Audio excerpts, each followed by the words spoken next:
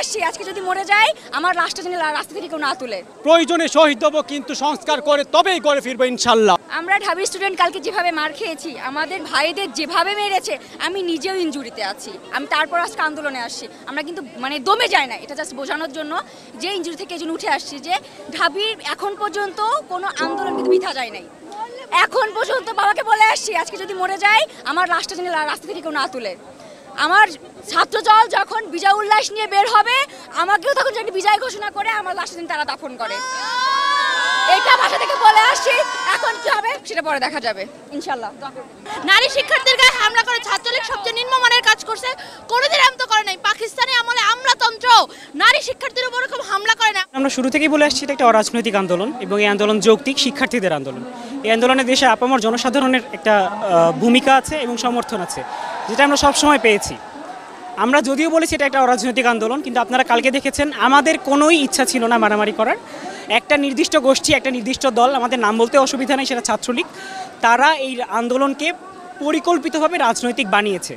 এবং আপনারা যদি দেখেন, গত পরশু মাননীয় প্রধানমন্ত্রী বলেছেন যে তিনি ঢাকা বিশ্ববিদ্যালয়ে এই লাঠি কিংবা ইটপাটকেলের বৃষ্টি, বন্দুকের ঝনঝনানি বাদ দিয়ে কলম তুলে দিয়েছেন, খাতা তুলে দিয়েছেন। একদিন পরে কিন্তু ছাত্রলীগ তাদের হাতে খাতা কলমগুলো দেখিয়ে দিয়েছে। এবং তাদের হাতে খাতা কলমগুলো কী ছিল? তাদের হাতে খাতা কলম ছিল হকি স্টিক, তারা নিয়ে এসেছিল রড, লোহা ইত্যাদি। এবং বারবার আমরা যেটা বলার চেষ্টা করেছি যে আসলে গতকাল কোনো সংঘর্ষই হয় নাই, কালকে যেটা হয়েছে সেটা হচ্ছে হামলা। সংঘর্ষ হওয়ার জন্য দুই পক্ষের মারামারি করতে হয়, আমাদের দুটো হাত ছাড়া কালকে কিছুই ছিল না, যার ফলে কালকে আমরা বেধড়ক পেটন খেয়েছি। এবং আপনারা যদি দেখেন মানুষকে যেভাবে মারতে পারে, ছাত্রলীগ কালকে তার সমস্ত সীমা অতিক্রম করেছে।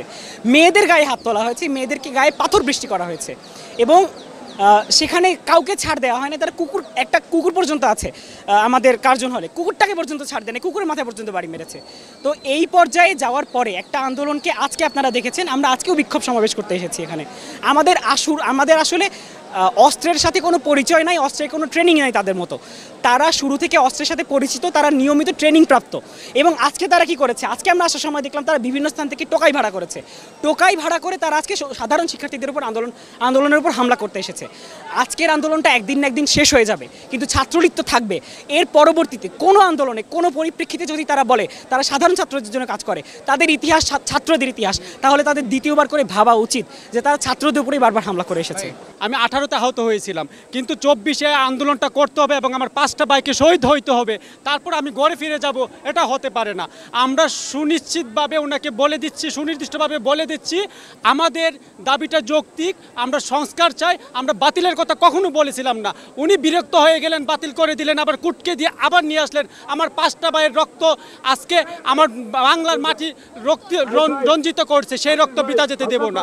আমরা অবশ্যই প্রয়োজনে শহীদ হব, কিন্তু সংস্কার করে তবেই করে ফিরবো ইনশাল্লাহ। এই যে ছাত্রীদের গায়ে হাত তোলা হয়েছে, এটা কিন্তু সরকার অবশ্যই সরকারের কানে গেছে, কিন্তু সরকার কেন স্টেপ নিচ্ছে না? তারা কেন পদক্ষেপ নিচ্ছে? সরকার কিন্তু একটা নারীর গায়ে এভাবে হাত তোলা হচ্ছে, হাত দিয়েছে, কিন্তু তারা কোনো পদক্ষেপ নিচ্ছে না। কেন নিচ্ছে না? সরকার কেন চুপ করে আছে?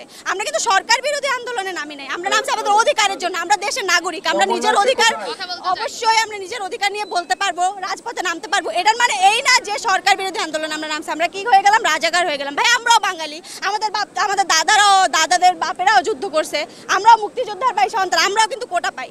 কিন্তু আমরা কেন আসছি? আমরা যাতে মেধার মূল্যায়নটা হয়, এজন্যই আসছি, আর কিছুই না। ওরা ভাবছে যেভাবে সহিংসতা চালালে আমরা দমে যাবো, এটা হবে না। একজনই আমরা আরো দাঁড়াবো, আমরা কালকে আবারও দাঁড়াবো। এভাবে সহিংসতা ছড়িয়ে আমাদের মধ্যে ভয় ঢোকানোর চেষ্টা করছে, কিন্তু এটা হবে না, বৃথা যাবে। তো দর্শক, ভিডিওটি দেখে যদি আপনি একটু উপকৃত হন, তাহলে ভিডিওটিতে একটি লাইক দিন এবং পরবর্তী নিউজ ভিডিও দেখার জন্য চ্যানেলটি সাবস্ক্রাইব করুন।